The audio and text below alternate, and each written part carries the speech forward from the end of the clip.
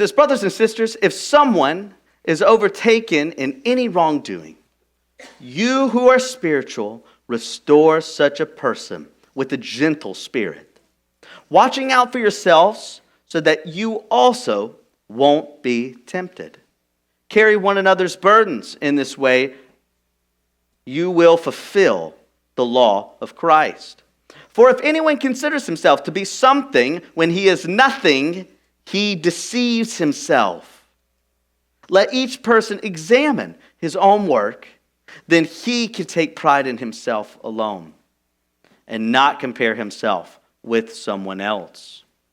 For each person will have to carry his own load.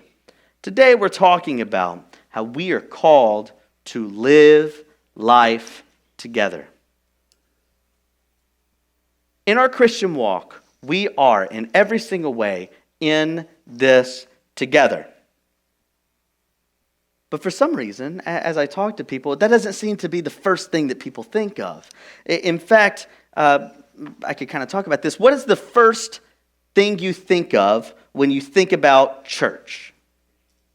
What do you think is the purpose of the church? Or I'll put it like this: why do you come to church? Because we can maybe have different answers, or maybe this hasn't been defined or taught well enough, where there is a void in purpose and meaning, people will always insert their own purpose and meaning. And so because this question doesn't seem to have a firm answer, hasn't been taught well, we've inserted what we think that church is all about and what we think church should be doing. And this has caused something called consumer Christianity. That is, I come to church and this is what I expect. So church becomes not about us living together as family, but it becomes all about us and what I feel and my experience. You ask questions like, am I getting my needs met? Do I feel a connection with others around me? How was the greeting team? How was the Sunday school teacher? How was the worship team? Did I know and did I like the songs? How comfy are the chairs? How nice are the bathrooms? How dynamic was the preaching? You end up asking, how was my experience? But is that what church is about? About your experience, your personal experience? Or is church meant to be something so much more? For some of us, I would say, many in the Christian faith, they would not see that church is about anything else but themselves. You say that church is about my spiritual walk and my experience with Jesus and my preferences.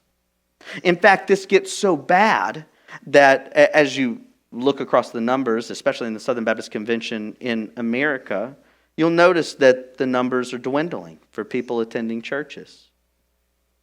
It's because we haven't taught that we're supposed to be in this together. We've taught that it's all about you. And so now people are starting to get that, and they ask questions like, or say things like, I don't need to go to church. It's all about my relationship with the Lord, right?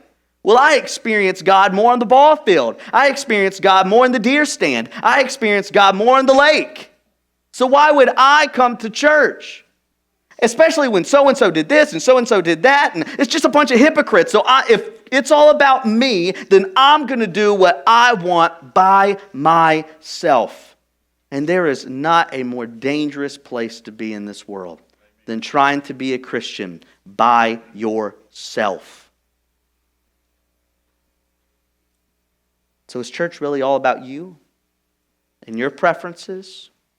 Or when you become a member, when you come to church, you getting to be something, a part of something so much bigger. And so Paul's going to address some of these questions and show us that the church is not about our individual walks, not about our weekly gathering or our weekly spiritual conference. Instead, the church is about walking the spiritual walk together, walking in the Spirit together. So today we're going to talk all about that we are in this together.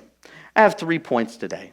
My first point is going to be, we have to help people in sin. We have to help people in sin. We have to bear one another's burdens, and everyone has their own load. So let's start with this first point, that we have to help people in sin. Because we're covering such few verses, I'm actually going to read the verses that we covered today.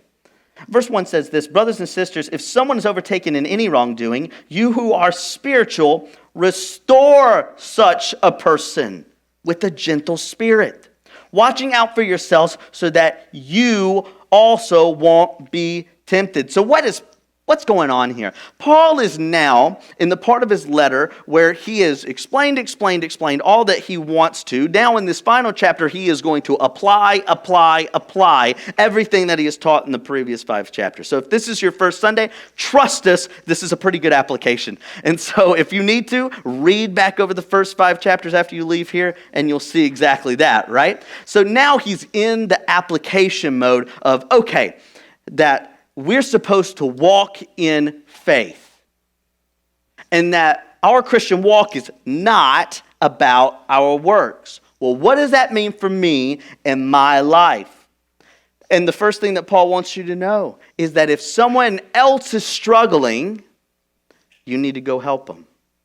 If someone else is struggling with sin, you need to help them. And this isn't a new concept for Paul. In fact, he says earlier in this book, in chapter 5, verse 13, he says, for you are called to be free, brothers and sisters. Only don't use this freedom as an opportunity for the flesh, but serve one another through love. For the whole of the law is fulfilled in one statement. Love your neighbor as yourself. And he didn't make this up. Jesus has said, love your neighbors as yourself. But what does this mean? See, again, I think this is one of the things that we just try to apply for ourselves, instead of really trying to get to the core of what Jesus has said and what Paul is saying here. What does it mean to love one another as yourself? You might say something like, it means if someone asks me for help, Brant, then I go and I try and help. If they need help with the project, if they're strapped for cash, I'm going to help them out if I can. Okay? Or you might think, oh, that just means don't be mean to people, right? You need to wave at them when they drive by. You need to have a smiling face. If you don't need to yell at people. You don't need to be rude to people. You're just trying to be nice. But is that what loving your neighbor as yourself actually means? So how does Paul apply love your neighbor as yourself? He applies it like this. When you see someone struggling with sin, you go and help in a gentle spirit. That's what loving your neighbor as yourself looks like. You know what this means, guys? Your Christian walk is not all about you. Your Christian walk is about you and the people who are around you. Yes, it's about your family. Yes, it's about your friends. But it's about everyone that God puts around you, especially those who are your brothers and sisters in the church. That is what your Christian life is about. Now, this goes way against what many of us were taught. I know, because I grew up in Mississippi too, guys. I was taught when someone's struggling with something, don't bother them. Let them handle it.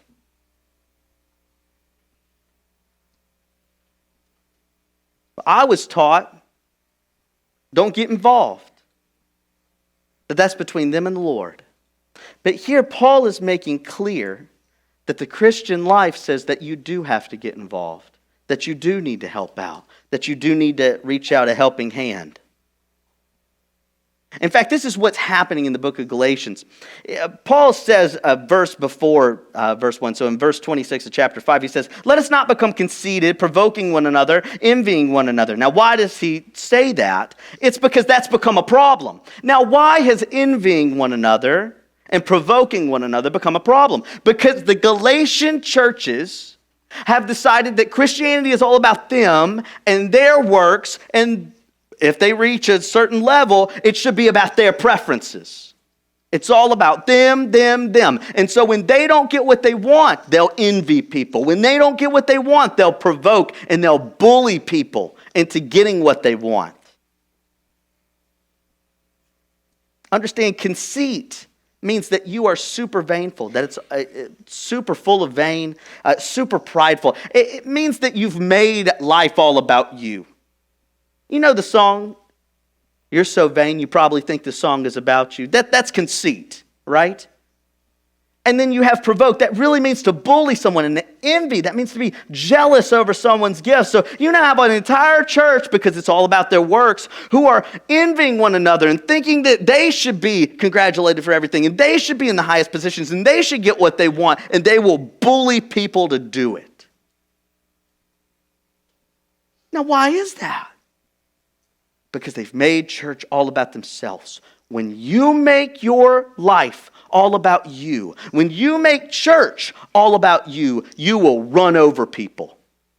You will begin to hate other people. Remember, we talked about the works of the flesh. That's a work of the flesh. You can see those things in your life if you try and make church all about you. The Galatian church had a ton of pride. And they're not the only ones.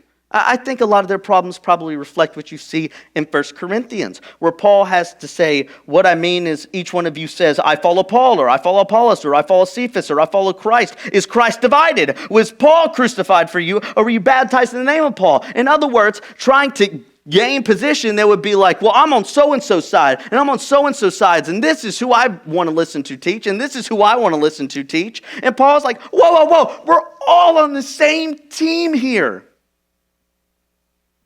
The works of the flesh are dissension and division and conceit and envy. It is very easy to allow the works of the flesh to enter into the works of the church.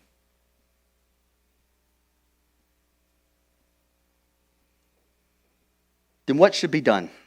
If we know this is what happens when people try to live life by themselves. Paul says when you see anyone in sin, you need to help. If anyone is caught in any transgression as a result of conceitedness, envy, you start to see them bullying other people. People can fall into all sorts of other deep sins. Bad habits, character flaws, poor attitudes, and so on and so forth. And how is this to be corrected? Because what I was always taught is you just don't talk about it. You just say, oh, that's so-and-so. She says the craziest things. Oh, that's so-and-so. You know, he does that, but he doesn't do it at church. So, let him do his own thing.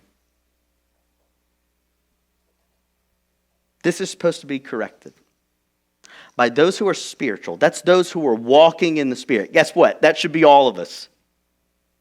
Those who are walking in the Spirit should seek to restore them at all cost. In fact, this word, restore, is actually this word for if you break a bone, you set the bone. If any of you had a broken bone that had to be set, that feel very good? Feels pretty bad, doesn't it? But it was necessary. See, I think so often we see the sin of other people's and we go, it's not necessary to help them out. It's not necessary to do anything about it. It's not necessary to say anything. Keep out of it. Paul says it is necessary. Again, this goes against everything I was taught. Here in the South, I said, people always told me, don't get into other people's business. Or they would say something like, it's not my place to say anything. Or they would say, don't go stirring the pot, Brant.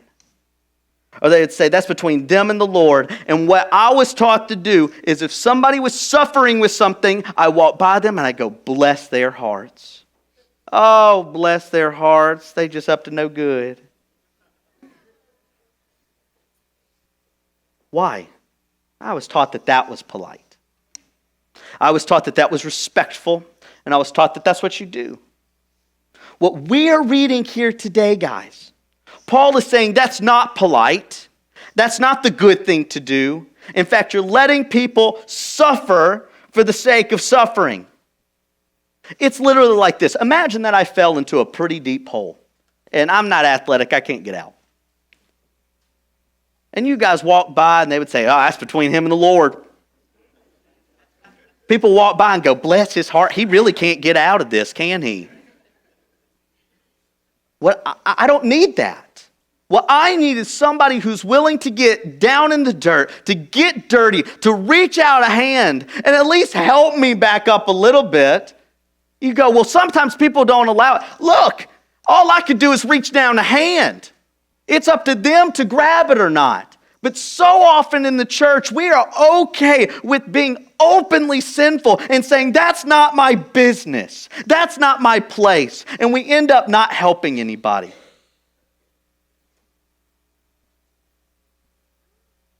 That's not loving. That's not caring. That's enabling.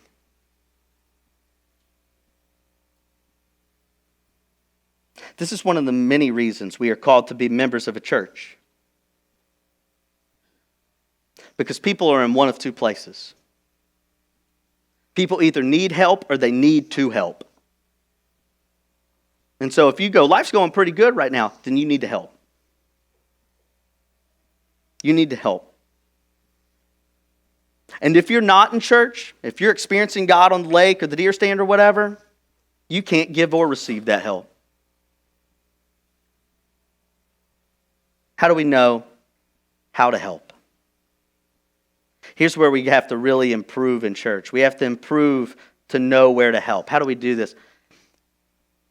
Because in the South, where I grew up, and where you guys probably grew up, we were taught not to be open about anything in our lives. We were taught if there was a skeleton, you stuff it in the closet as much as you can, and you hope that closet door stays locked, right?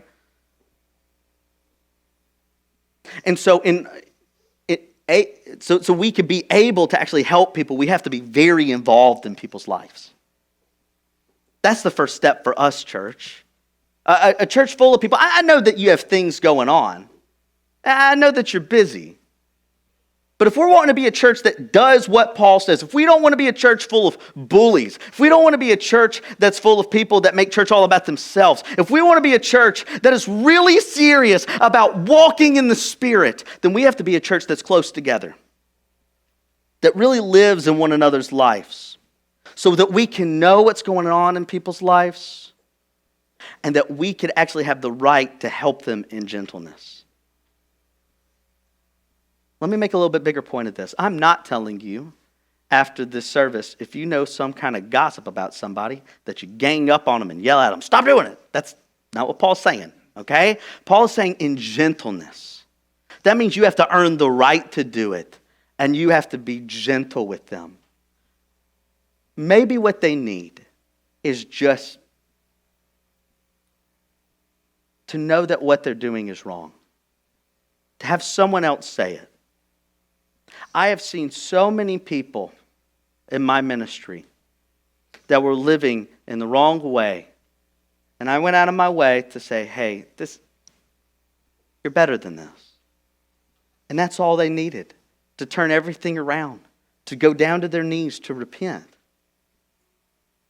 But I had to earn that right. And I didn't yell at them. I didn't shake them. I just said, hey, this is what we're supposed to do. This is the truth. As hard as it is to say this is what you need to do. And that is what Paul is calling us to do. Because see, gentleness isn't weakness. It's strength under control. The goal is not to crush them with guilt. It's to lift them up with grace. Think about this. How did Jesus treat Peter after Peter denied him 3 times? Did Jesus just get all in Peter's face? Did Jesus start yelling at him and put his finger in his nose? No. And he said, Peter, do you love me? Do you love me? Do you love me? Then feed my sheep. That's what gentleness looks like. I love you. You love me. I'm telling you this to better your life. Because this is the right thing to do. Listen. True love means that we intervene. That's uncomfortable. Helping someone in sin is not being nosy. It's part of being a family. That's what I did when I grew up. If someone heard that Brant said something at school, you know who they'd call? They'd call my dad. And my dad would sit me down and say, Brant, we don't do that.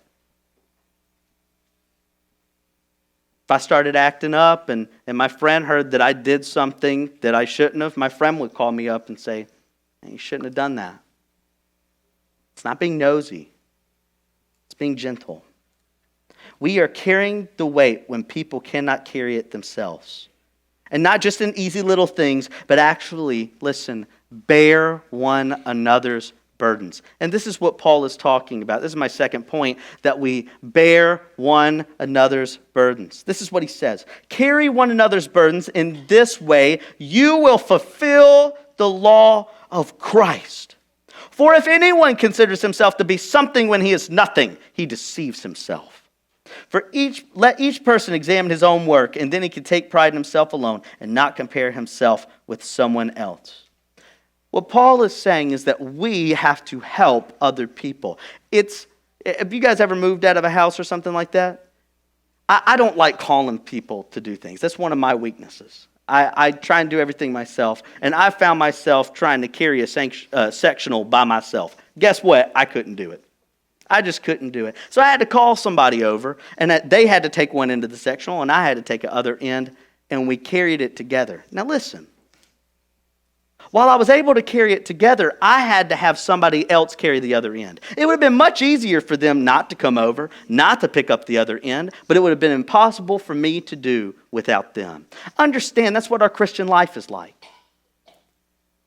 That it is impossible to carry the whole thing by yourself. You need people to pick up the other end. And here's the other thing. Many hands make light work. That's why we're in a church. So it's not just one person picks up the other end. You have an entire church full of people that can help you carry that burden. An entire church full of people to where now your burden is nothing. Again, when I've moved and I actually got some help, you know what I ended up doing? I ended up not even lifting a thing. I ended up saying this needs to go here and this needs to go there. How light is my burden then? Pretty light, right? That's what Paul's trying to tell you. Don't try and live this life all by yourself, crying at night because it's just too hard and it's just too heavy. Let the church help you out. Let the church be here to lift up any burden that you're going through. But I want you to really hear this. Because as a church, I hope that we want to fulfill the law of Christ. That sounds pretty good, right? That what Christ wants us to do, we want to do, right? Yeah? I would like to see some head shake or something. Like, yeah, that's what I want to do. I want to do what Christ wants me to do. How do we do that? Paul tells us. Carry one another's burdens. In this way, you will fulfill the law of Christ. If we are not involved in one another's lives, if we do not try and carry the burdens of one another, if we are not honest with people and trying to help them out of whatever sin that they're in, we cannot actually fulfill the law of Christ. That can only happen when we grow close together, when we're involved in one another's life, when we help people out where they're struggling, and to carry one another's burdens. And let me tell you, I'm so encouraged by this church. Right? I'm so encouraged by the people who are here. This really is a helping, loving church. And I think that you guys have seen the benefits of that. You've seen the Holy Spirit move. You've seen the blessing when that happens. But I know not everybody's helpful. I know not everybody's involved in everybody's life. We have some people on the outside looking in. I just want to encourage you. Let your next step be to be more involved in this church, to be more involved in people's lives, and watch how God uses that for good. Well, how do I do that, Brant? How can I do that today? Call and check up on somebody. That's such a little thing. Send them a text. That's so not even a big deal. You could even set up your text messages to send later. So if you're just thinking about them, maybe praying about them, that's a great thing to do. And it's 1 in the morning and the Lord's just working on you. Set up your text to send at 9 a.m. No big deal. But check up on people. Pray specifically for someone's hardship by name. And offer tangible help. Offer tangible help. They need groceries, give them some groceries. They need childcare, give them some childcare. They just need somebody to listen, man, just sit there and listen. It means so much. And listen, I am here today because people did that for me. I'm here today because people have bared my burdens. And I bet you could say the same thing about your life. We must be willing to do that for others around us. And let me tell you, while it is a beautiful thing to help carry others' burdens, we must realize we have burdens to bear as well. Which brings me to my last point. Everyone has their own load. Everyone has their own load. Let me tell you that this is going to mean 2 big things, okay? 2. 1, you can't judge a book by its cover. You don't know the whole story. But 2, you will be judged with the load that God has given you. Let me talk some about that. So you can't judge a book by its cover, right? Imagine that there's someone who came to church, and let's say they look, like on a scale of 1 to 10, they look like a Christian 6, right? They go to Sunday school, they know the Sunday stories, they look like a Christian, walk like a Christian, talk like a Christian, but then they're saved. They don't change their life too much, but they start doing a devotional maybe once a week. They start maybe attending Wednesday night when they didn't. Now imagine that there's another person and they are a Christian 0. I mean, just really, really tough life. Didn't grow up in the church. But over the next year, they went from a 0 to a 4. I mean, they're reading their Bibles every day. They're attending as much as they can. They're really trying to get this straight. Which one of those would you look at? The 6 that became a 7 or the 0 that became a 4? Which one of those would you look at and say that God is doing the most through? Most of the time, we would say that person who went from 6 to 7. We'd say, oh, they're coming on Wednesday night, and man, they look like us, they talk like us, like they can really be a part of who we are. That person who went from a 0 to a 4, their life is still messy, right? They're still trying to get stuff together. They're trying the best they can. Listen, God is doing the most through that person who went from a 0 to a 4. That person is seeking God the most, even though it doesn't look like it on the outside. If you were able to look at their heart, you would see what God's doing. In the same way, we can't make quick judgments on people. We don't know their story. We don't know what they've been through. One thing that is really hard for us to get here in the Bible Belt South, people who have been in church their whole lives, is how people don't know the Bible. That blows our mind. That sounds like a problem halfway around the world, right? But in Pueblo, Colorado, where I came from, I encountered people all the time who didn't even know the basics of the Bible. People would ask me, who is Adam and Eve? People would ask me, who is Moses? They've never heard this before. And so for a lot of us, we end up making church very good for those who are already good at church. But we don't make it very easy for those who aren't good at church. We use a lot of jargon. We have a lot of unexplained rules. But let me tell you, I'm not trying to step on any toes, but this is true. It makes us more pharisaical, makes us more like Pharisees than we want to ever admit. You look like us, you follow the rules, you do what we say, you get our jargon and language, and until you get it, I don't even know what to do for you. Is that what Jesus wants? I think what Jesus would want us to do is for those who are way far away from God, that we reach out a hand and we do everything that we can to bring them up with us. Not just the people who are easy to grab, not just the people who already understand the rules, the people who are far off. That we have to reach those people and make it easy for them as well. So we can't judge a book by its cover. We don't know what God's doing in their heart. But here's the big thing. Everyone has their own load, yes. But God is going to judge you by the blessings that He's given you.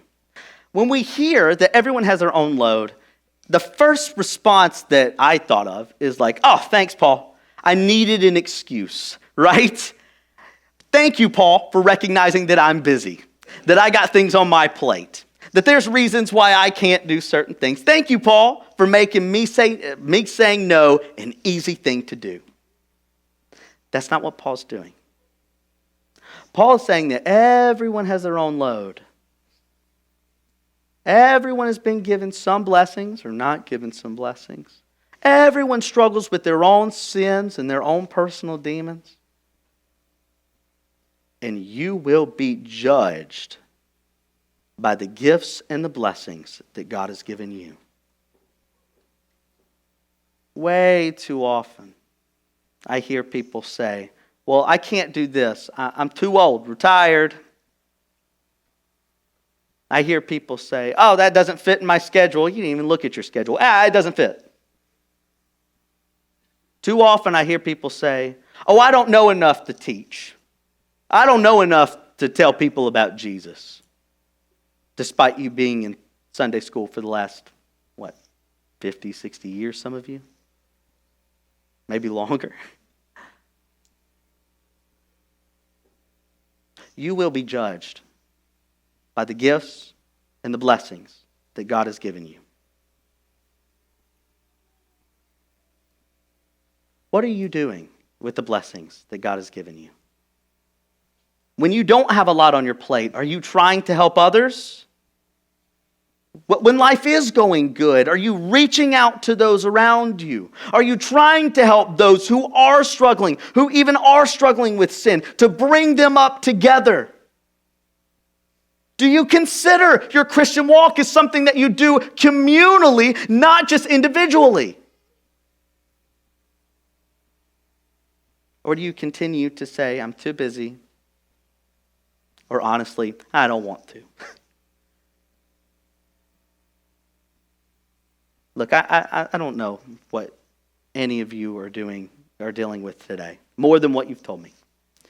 I'm sure that there's some of you who are dealing with guilt from past mistakes, temptations that won't go away, grief from the loss of a loved one, stress and anxiety from everything going on in your life, financial issues, difficulties of your jobs, health issues, maybe all of them at once. We cannot control our situations. We cannot control our calling. But we can control whether or not to choose Christ in the midst of it all. Let me say that again. We can't control our situations. We cannot control our calling. Man, we can't control most variables in our life if we're being honest. But we can control whether we choose Christ in the middle of it or not. This isn't new to the Bible. One of my favorite stories in the Bible is at the very beginning of the book of Ezekiel. In Ezekiel chapter 1, what you see is Ezekiel, who's supposed to be a priest, so he's supposed to be in Jerusalem at the temple. He's not there. He was taken away from Jerusalem, away from the temple, and now he's in Babylon. And most of the people who went to Babylon, they started living and acting like the Babylonians. They started accepting their gods and their traditions. But when you see Ezekiel, he's actually by the river washing his clothes to purify them for God. You know what this means? Ezekiel was not in the place that he wanted to be. Ezekiel was not surrounded by the best people. Ezekiel, in fact, could not do what he felt called to do at all. But you know what Ezekiel did? The best he could where he was at. Can you do that today? The best you can where you're at. You know what happened because of Ezekiel's faithfulness? God came in crazy majesty. Read Ezekiel 1. Look how God shows up. I mean, he's rolling. And he actually changes his calling from priest to prophet. That only happens because Ezekiel is doing the best he can where he's at. Let me tell you a story. In Pueblo, my main deacon, my head deacon, he ended up getting stage 4 cancer out of nowhere. Fairly young guy, pretty healthy guy. One day he goes on a vacation, can't keep food down, goes to the doctor the next day, it's stage 4 cancer. Terrible. And before you're worried about him, the Lord healed him. He's in full remission. Praise the Lord. But every time I went to visit him, I kid you not, he would introduce me to all of the nurses that were there. He would introduce me to patients who were there. Even though he is in the hospital, dying of cancer, his family worried about him, not knowing what financially that's going to look like, not knowing what they're going to do without their dad and their grandpa, because he has a bunch of young grandkids. You know what he was worried about? Doing the best he could where he was at. And he was trying to create relationships with people, to love on people, and to tell people about Jesus. Dying in a hospital bed, he's still telling people about Jesus. What's your excuse? Each of us have our own load to carry. And God sees our heart behind it. God knows your heart. And we must faithfully carry our load. And we have to ask ourselves, am I choosing Christ in the midst of my struggles and walking in love towards others? Or am I choosing to do what I want to do by myself? Here's my main point, okay? We have to walk with others. Christianity is not something that you are allowed to do individually. It has to be done with those around you. Let me also say that true love isn't passive. It restores, it bears burdens, it helps others with their struggles. Do you live your life actively trying to help people, or sit back and go, well, if they would ask me, maybe I would do something? You know, there was a lot of studies in World War II of how the Germans felt about their Jewish neighbors being taken off and put into camps. And for most Germans, they said they didn't like it. But you know what they did? Nothing. They were trying to passively love them. They stood by and said, bless their hearts. We are called to actively love one another. That's how we fulfill the law of Christ. That's how we get to be a church that walks in the Spirit. That is how we get to be a church that receives all the blessings that the Lord has for us. I pray that the Lord will speak to you on that this week and do a new work in all of our lives collectively. Here's my challenge. If you could do one thing this week, call one person who you know is struggling. Just give them a call. Somebody who's just been sad recently. Somebody who maybe you saw on Facebook just had like a sad post. Somebody in your life that you just could tell something's off with. Give them a call. That's an easy first step so that we can begin to fulfill the law of Christ together. Understand this is nothing new. Christ bore all of your burdens on the cross. He saw us in our sin and our shame after creating the entire world, and he says, I'm going to rescue those people. So he came fully God, fully man, born of a virgin. He lived a sinless life, also that he would bear all of your burdens in a way that you can never bear yourself. And he died, rising from the grave 3 days later, that whoever believes in him will not perish, but have everlasting, eternal life. Jesus bore your burden so that you could bear the burdens of others. I pray that that would be your heart, and that would change your mind, and begin to change all of our lives collectively as we move forward to fulfill the law of Christ. Let's pray.